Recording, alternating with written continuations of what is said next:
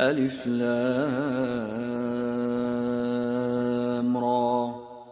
كتاب أنزلناه إليك لتخرج الناس من الظلمات إلى النور بإذن ربهم إلى صراط العزيز الحميد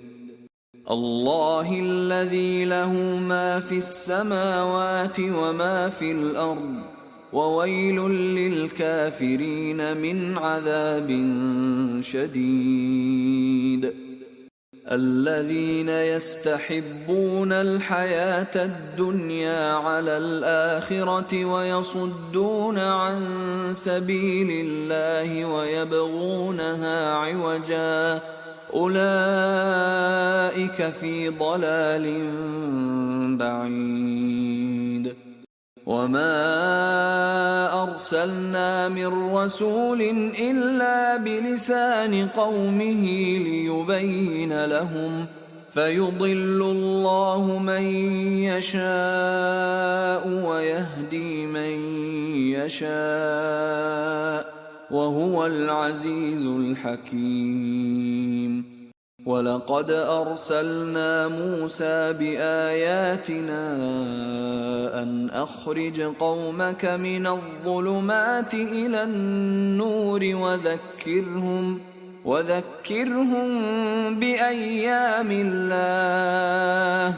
إن في ذلك لآيات لكل صبار شكور وإذ قال موسى لقومه اذكروا نعمة الله عليكم إذ أنجاكم من آل فرعون يسومونكم سوء العذاب ويذبحون أبناءكم ويستحيون نساءكم وفي ذلكم بلاء من ربكم عظيم وإذ تأذن ربكم لئن شكرتم لأزيدنكم ولئن كفرتم إن عذابي لشديد وقال موسى إن تكفروا أنتم ومن في الأرض جميعا فإن الله لغني حميد ألم يأتكم نبأ الذين من قبلكم قوم نوح وعاد وثمود والذين من بعدهم لا يعلمهم إلا الله جاءتهم رسلهم بالبينات فردوا أيديهم في أفواههم وقالوا إنا كفرنا بما أرسلتم به وإنا لفي شك مما تدعوننا إليه مريب قالت رسلهم أفي الله شك فاطر السماوات والأرض يدعوكم ليغفر لكم من ذنوبكم ويؤخركم إلى أجل مسمى قالوا إن أنتم إلا بشر مثلنا تريدون أن تصدونا عما كان يعبد آباؤنا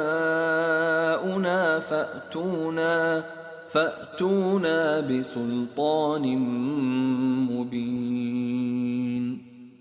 قالت لهم رسلهم إن نحن إلا بشر مثلكم ولكن الله يمن على من يشاء ولكن الله يمن على من يشاء من عباده وما كان لنا أن نأتيكم بسلطان إلا بإذن الله وعلى الله فليتوكل المؤمنون وما لنا ألا نتوكل على الله وقد هدانا سبلنا ولنصبرن على ما آذيتمونا وعلى الله فليتوكل المتوكلون وقال الذين كفروا لرسلهم لنخرجنكم من أرضنا أو لتعودن في ملتنا فأوحى إليهم ربهم لنهلكن الظالمين ولنسكننكم الأرض من بعدهم ذلك لمن خاف مقامي وخاف وعيد واستفتحوا وخاب كل جبار عنيد من ورائه جهنم ويسقى من ماء صديد يتجرعه ولا يكاد يسيغه ويأتيه الموت من كل مكان